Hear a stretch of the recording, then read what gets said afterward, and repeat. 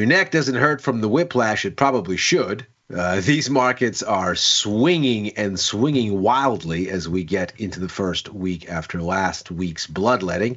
But it doesn't quite look like we have the committed panic that defined the second half of last week and gave us that absolutely blistering sell-off. So we're going to try to figure out what in the world is going on here and why these markets might be behaving the way they are as we buckle up for another big week of macro news. This is Macro Money. I'm Ilya Spivak, head of global macro here at tastylive. And the first thing that we are going to do here is just get our bearings on where things have gone and why and to what extent, then see how we might, from that, extrapolate this week's price action so far and what it might mean going forward as we get a bunch of relatively significant and impactful data that's coming up just a matter of days. So let's start here with a taking of the pulse. And obviously these numbers look absolutely abysmal for last week. S&P 500 down 9.1%. NASDAQ down 9.9%. An absolute sweep in the bond market, 5.9% lower on the 10-year, 6.9% lower on the 2-year. The market's very clearly anticipating that whatever happens here next, it will be something that requires the Fed to deliver a whole lot more easing. And in any case, even if they don't, that the economy will do this for them, that a significant pullback on economic activity is in the cards. And that what this will do is eviscerate demand for money. Money will become cheaper. And this is, of course, exactly what these bond markets are saying. Crude oil, amid sort of the growth scare and that distillation of the narrative, sharply lower, off 10.6% last week. The panic so significant that even gold loses ground as everybody moves to cash. It's down 2.5%, obviously holding up better than stocks or oil or yields, but the situation so panic driven that even gold falls as investors raise cash. The euro manages to come up a little bit, as does the yen. Euro up 1.1%, yen up 2%. That the dollar is down, in fact, is an interesting read-through of this entire narrative because, again, it doesn't speak necessarily to a running for the hills as such. Rather, it speaks to a recession that the Fed is going to have to cut rates into aggressively. And with that, the dollar may lose more of its yield advantage. The typical story for the dollar in times of complete panic is that the dollar actually tends to go up, even when the panic is U.S. born. And that's because people go to cash, and the dollar is the most liquid form of cash. This is clearly different. Here, the markets are not willing to take the dollar as that kind of haven because perhaps its credentials have been undermined by a turn toward aggressive protectionism, at least as far as history is concerned. This would be the most protectionist that the U.S. has been since maybe the late 1800s, early 1900s. And so we're looking at very clearly a sharp pivot in how dollar capital flows might expect to work. Perhaps that's an element here.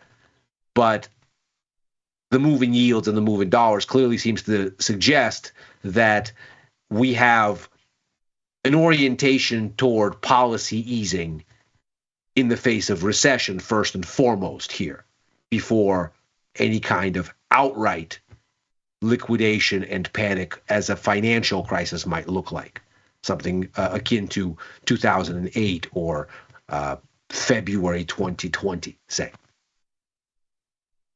And then, of course, there is today. Obviously, this has been a major, major sell-off. And also, it has stopped at a most auspicious spot. If we consider where we ultimately land, it is squarely at the top before the Fed-induced sell-off in 2022. This is where that sell-off starts. The Fed, of course, is raising rates all year. And over the course of the year, stocks move steadily lower. They stair-step all the way down. These highs shortly before the turn of the calendar year. That's where they get carved out. The lows get carved out somewhere in November of 2022. And of course, this is where the Fed signals that they're done hiking, at which point the markets take off, anticipating eventually the turn in a more dovish direction. We find ourselves now squarely at that dividing line. And we pointedly stop right there. Now, does this mean that we're necessarily going to hold this support? Well, of course not.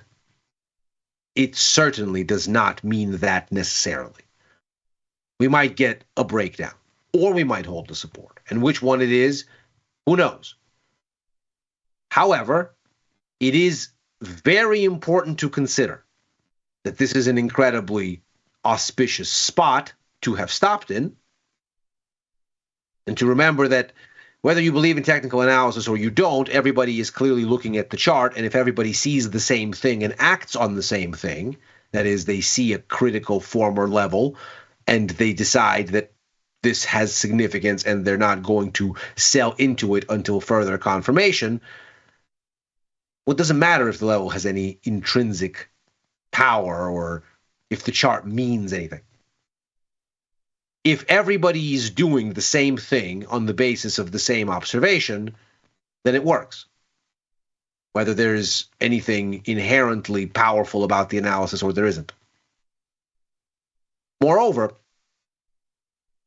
it ought to give us some pause that the news flow that motivated last week's tariff-induced sell-off did in no way improve today. In fact, if anything, any attempts at would-be softening of the rhetoric from the Trump administration by some officials was very quickly met with rebuke from the president himself, who very clearly is signaling, no, actually, we are not stepping back. If anything, we're only attacking harder, and promised still more tariffs on China. So it is within that context that we look at the S&P stop falling at this auspicious spot and say, well, if the news didn't get better, but there was no further reason to sell, then the market must really not want to sell here, because there were reasons to keep going. And with that in mind, we look at a week ahead that maybe starts to justify a little bit of what is occurring at this critical junction.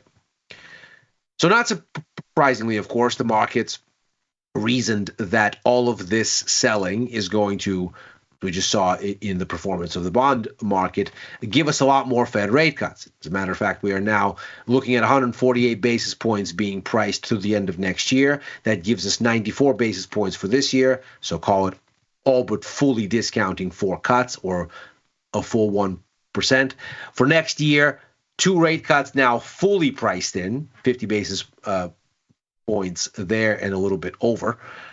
So the markets are, needless to say, yelling at the central bank to stop dragging its feet, much as what Chair Powell did on Friday with his remarks, and to get going on easing.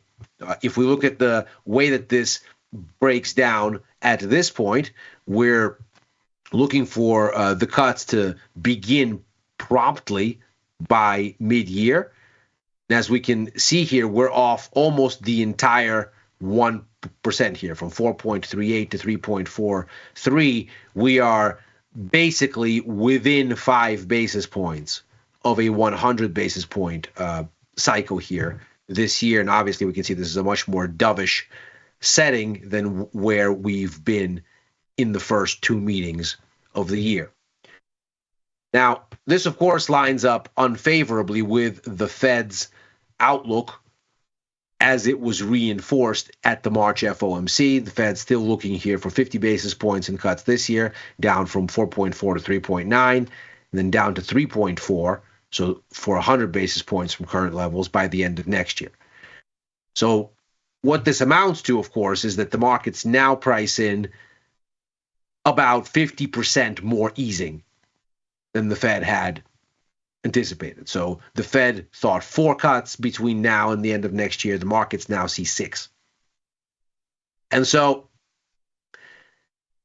the minutes from this March meeting, where the Fed reiterated this outlook, this is the way the forecast looked in December, and the Fed has adjusted its growth and inflation expectations, but kept the rates outlook unchanged. And the way that Powell explained this after the meeting was he said, well, look, we don't know what the tariffs are going to do.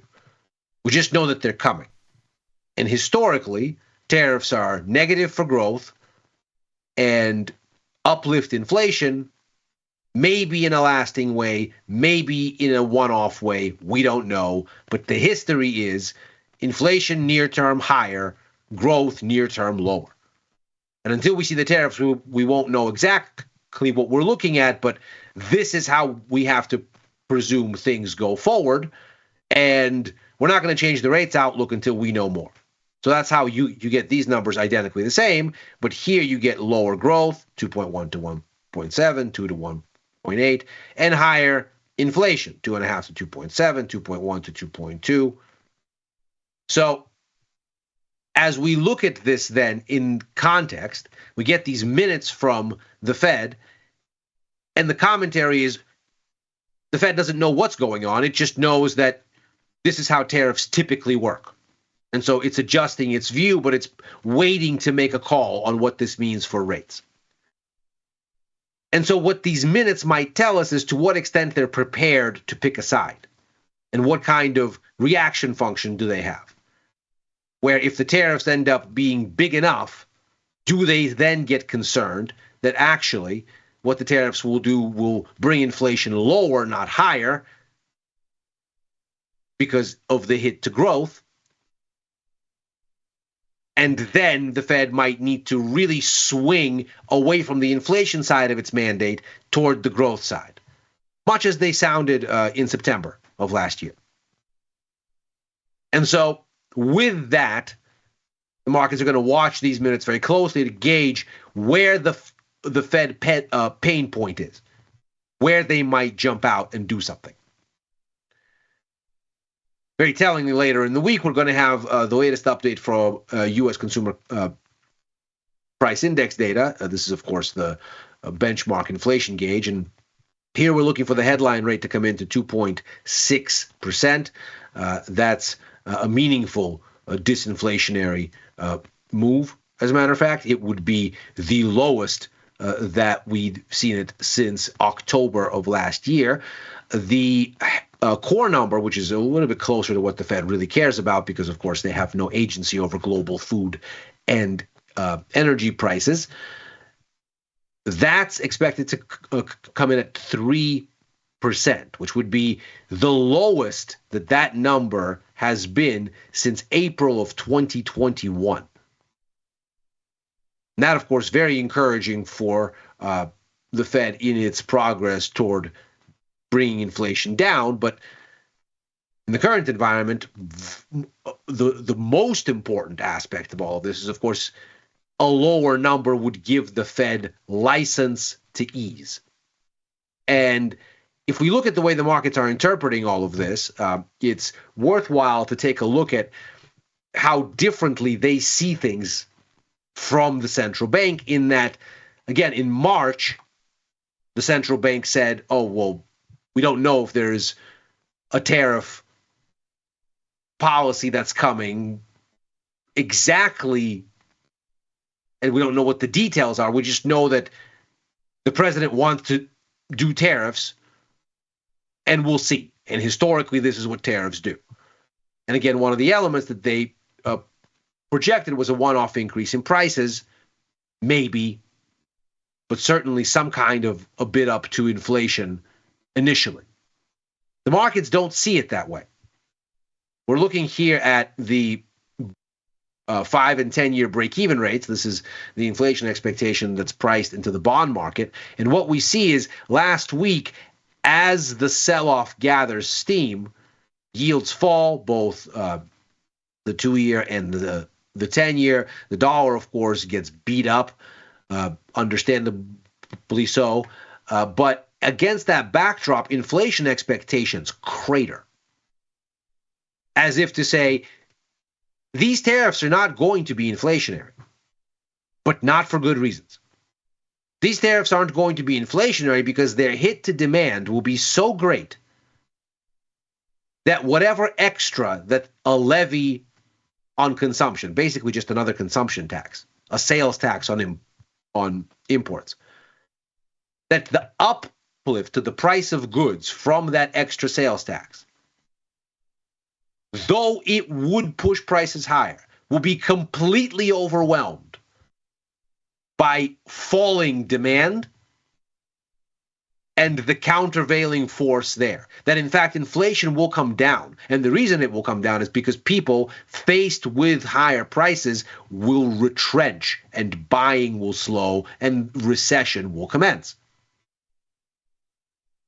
And so if the Fed looks at this and says, well, the market is very clearly telling us what our risks are, and they're not inflationary, they're growth risks, we need to act. If they, having wanted to see the evidence in the hard data, if they get it here from the CPI report, well, that would go a very long way toward convincing the markets that it's go time.